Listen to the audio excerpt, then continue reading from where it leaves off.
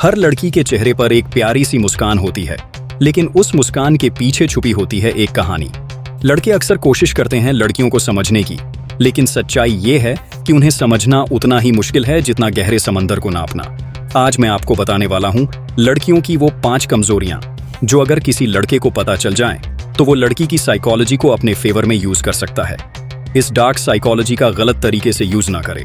तीसरी और चौथी डार्क साइकोलॉजी आपको हिलाकर रख देगी, और इन 5 डार्क साइकोलॉजी को यूज कैसे करना है वो भी इसी वीडियो में बताने वाला हूँ, तो वीडियो को एंड तक जरूर देखिएगा। फर्स्ट डार्क साइकोलॉजी, सबसे पहली और सबसे बड़ी कमजोरी है अटेंशन।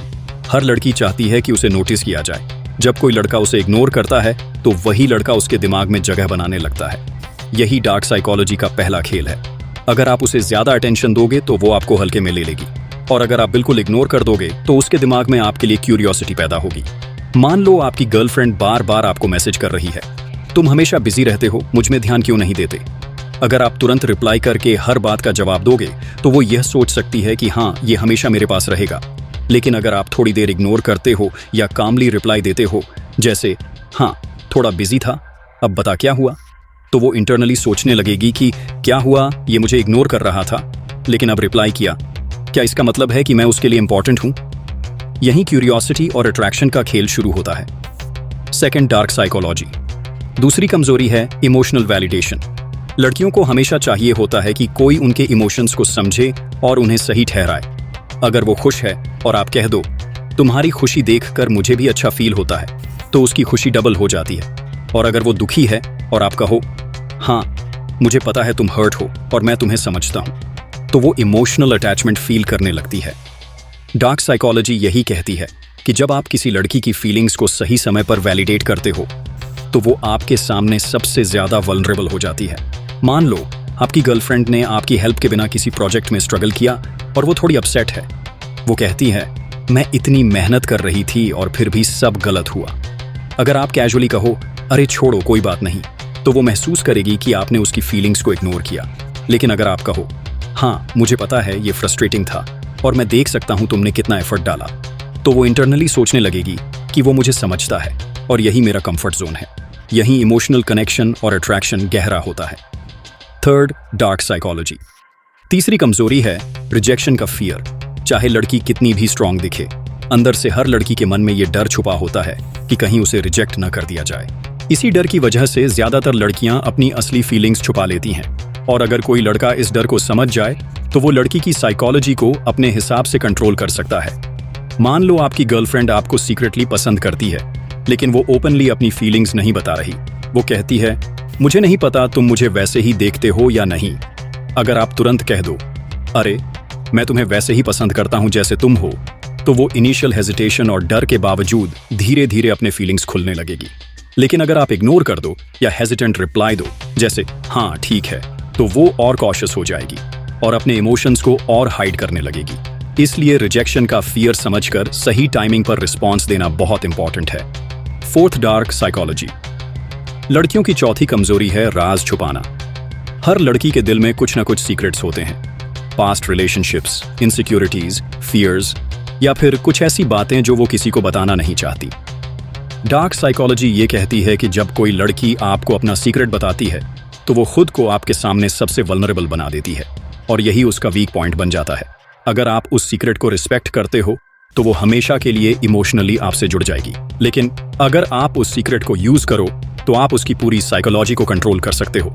मान लो आपकी गर्लफ्रेंड ने आपको अपनी पास्ट रिलेशनशिप की एक पर्सनल बात बताई। पिछली बार मुझे बहुत हर्ट किया गया था, इसलिए मैं जल्दी किसी पर ट्रस्ट नहीं करती। अगर आप काल्मली कहो मैं समझ सकता हूं और मैं यहां हूं ताकि तुम्हें कभी हर्ट न करूं, तो वो इंटरनली सोचने लगेगी कि वो मुझे समझता है, मैं अपने दिल की बात उसके सामने कर सकती हूं।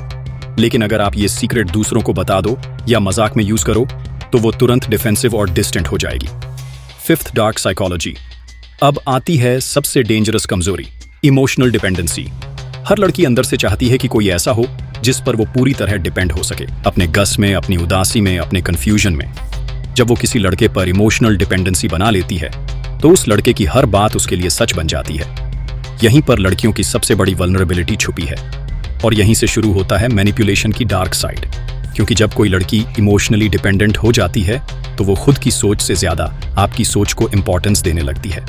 मान लो आपकी गर्लफ्रेंड ने एग्जाम या ऑफिस में स्ट्रेस एक्सपीरियंस किया और परेशान है।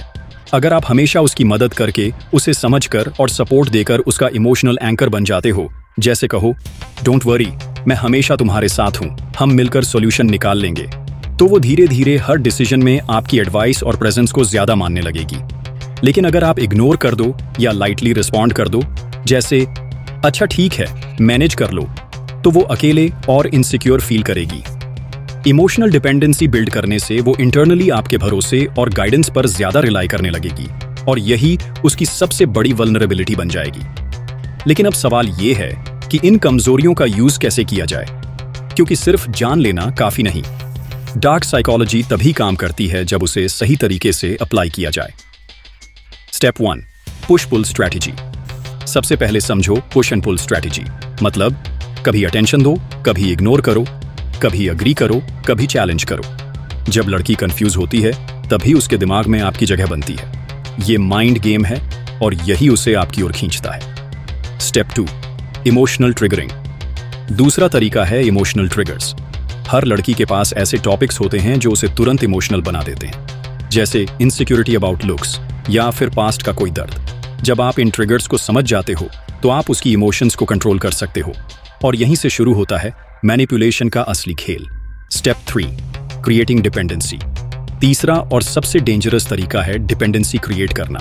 उसे धीरे धीरे ये फील कराओ कि वो बिना आपसे बात किए रह नहीं सकती। हर छोटी बड़ी बात में उसे एडवाइस दो, उसकी फीलिंग्स वैलिडेट करो और कभी कभी उसे थोड़ा कंफ्यूज भी करो। जब लड़की इमोशनली आप पर डिपेंड हो जाती है तो उसके फैसले, उसकी सोच और यहाँ तक कि उसका फ्यूचर भी इनडायरेक्टली आपके कंट्रोल में आ जाता है। अब आप सोच रहे होंगे कि क्या ये नॉलेज सिर्फ अट्रैक्शन के लिए है? नहीं, ये नॉलेज इतनी पावरफुल है कि इसका इस्तेमाल या तो किसी को डीपली समझने और जेन्युइनली केयर करने के लिए किया जा सकता है या फिर किसी को कंप्लीटली कंट्रोल और मैनिपुलेट करने के लिए। यही है डार्क साइकोलॉजी का सबसे बड़ा ट्रूथ। ये आपकी इंटेंशन पर डिपेंड करता है कि आप इसे पॉजिटिव बनाओगे या डेंजरस। अगर आप भी डार्क साइकोलॉजी को समझना चाहते हैं तो अभी डार्क मिंत्रा चैनल को सब्सक्राइब कीजिए इसी तरह के डार्क साइकोलॉजी वीडियो देखने के लिए।